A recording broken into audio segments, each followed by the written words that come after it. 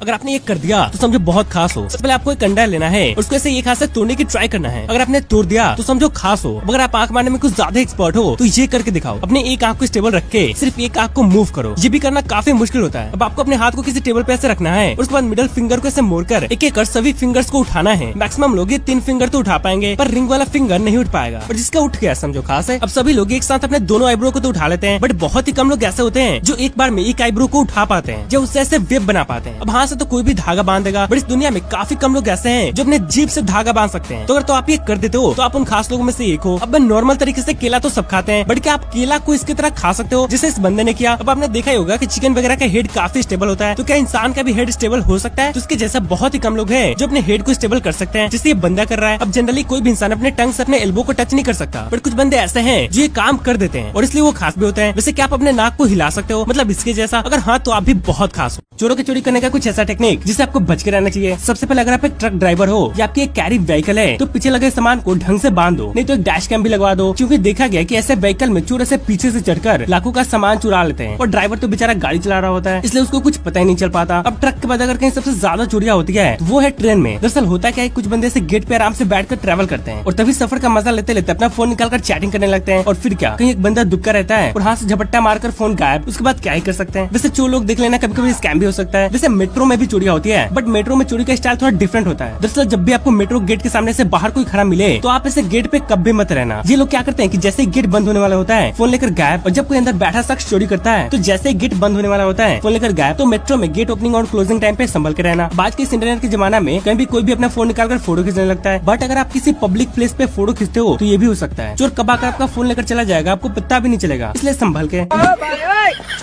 लोग कहते हैं कि अगर आप किसी मुर्गी या किसी बर्ड का अंडा छू दोगे तो वो खराब हो जाएगा, मतलब उसे बच्चे बाहर नहीं आएंगे। वेल क्या सच में ऐसा होता है? तो ऐसा कुछ नहीं होता। अगर आप किसी बर्ड के अंडा को छू भी दोगे तभी वो उसको हैच करते हैं और उससे बच्चा भी निकलता है। बट हाँ, अगर आप बार बार छूते हो तो कभी कभी क्या होता है कि उस सिचुएशन में वो बर्ड अपना घोंसला अंडा से ही छोड़कर चली जाती है परेशान होकर। पर इंसानों के छूने से कुछ नहीं होता। ऐसे लोग कहते हैं कि जब सूर्य ग्रहण लगती है तो सूरज की तरफ नहीं देखनी चाहिए, नहीं तो आंखें खराब हो जाएंगी। तो क्या सच में ऐसा होता है? तो इसका आंसर है यस। पर सिर्फ सूर्य ग्रहण वाले दिन ही नहीं, आप किसी भी दिन अगर सूरज को ज्यादा देर तक देखोगे तो सूरज से आने वाली यूवी रेज आपकी आंखें खराब कर देंगे। तो आखिर सूरज को ना देखने वाली बात सिर्फ सूर्य ग्रहण वाले दिन को ही क्यों कही जाती है? तो दरअसल होता क्या है कि उस दिन क्यूरियोसिटी के मारे लोग सूरज को देखने लगते हैं और शायद इसलिए ये बात फैल गई कि सूर्य ग्रहण के दिन सूरज को नहीं देखना चाहिए। अब आपने अपने घरों में ये भी सुना होगा कि देख मुन्ना, मछली खाने के बाद गलती से दूध मत पिलियो वरना तेरा सर और मेरा चप्पल। पर आखिर घर वाला मछली के साथ दूध पीने से मना क्यों करते हैं? तो उनके अनुसार तो अगर तो आप मछली के साथ दूध पीते हो तो आपका स्किन कुछ ऐसा हो जाएगा। पर क्या सच में ऐसा होता है? तो नहीं। दरअसल इसके रिगार्डिंग एक्सपेरिमेंट किया गया और पाया गया कि मछली के साथ दूध पीने से कुछ नहीं होता। ऐसी चीजें जिसको देखते तो हो और उसके बारे में सोचते नहीं। जैसे हेयर और रैबिट में क्या अंतर है? तो बहुत सारे लोग सोचते हैं कि ये दोनों जानवर एक ही है, पर नहीं। ये बेशक दिखने में काफी सिमिलर दिखते हैं पर इनमें जमीन आसमान का अंतर है। जो हेयर होते हैं वो ज्यादातर जंगल में बिताते हैं, वो किसी इंसान के कॉन्टेक्ट में नहीं आते हैं, जबकि जो रैबिट होते हैं वो एक सोशल एनिमल होते हैं, इसलिए तो लोग उनको पालते भी है। वैसे जो हेयर होते हैं वो एक दूसरे से बॉक्सिंग करते हैं फीमेल को अट्रैक्ट करने के लिए, पर रैबिट ऐसा कुछ नहीं करते। अब कभी अपने पेंगुइन्स को पास से देखा है? आई मीन आप पेंगुइन्स को पास से देखो या दूर से, वो सारे हुबहू एक ही जैसे लगते हैं। तो कभी आपने सोचा है कि आखिर ये पेंगुइन अपने बच्चों को पहचानती कैसे होंगी? बल इसके बारे में साइंटिस्ट का कहना है कि पेंगुइन्स अपने घोंसले को सुनकर डिफरेंट तरह की आवाज निकालकर हाथ या पंख जो भी है उसको फ्लिपर वगैरह करके अपने बच्चों को पहचानती है। मतलब काफी कॉम्प्लेक्स है भाई। अब कभी आपने सोचा है कि साबुन तो लाल, पीला, नीला, आई मीन बहुत सारे कलर्स के होते हैं, बट जब आप उस साबुन से नहाते हो तो उसका झाग हमेशा व्हाइट क्यों होता है? तो एक्चुअली होता क्या है, किसी भी साबुन का जो बबल बनता है उसे लाइट के सभी कलर्स रिफ्लेक्ट हो जाते हैं और इसलिए वो व्हाइट हो जाता है और इसी के चलते उसी बबल से मिलकर बनने वाला झाग भी व्हाइट दिखता है। वो तो साबुन को कलरफुल अच्छा दिखने के लिए बनाते हैं। ये मत सोच लेना कि डब लगाने से व्हाइट हो जाओ।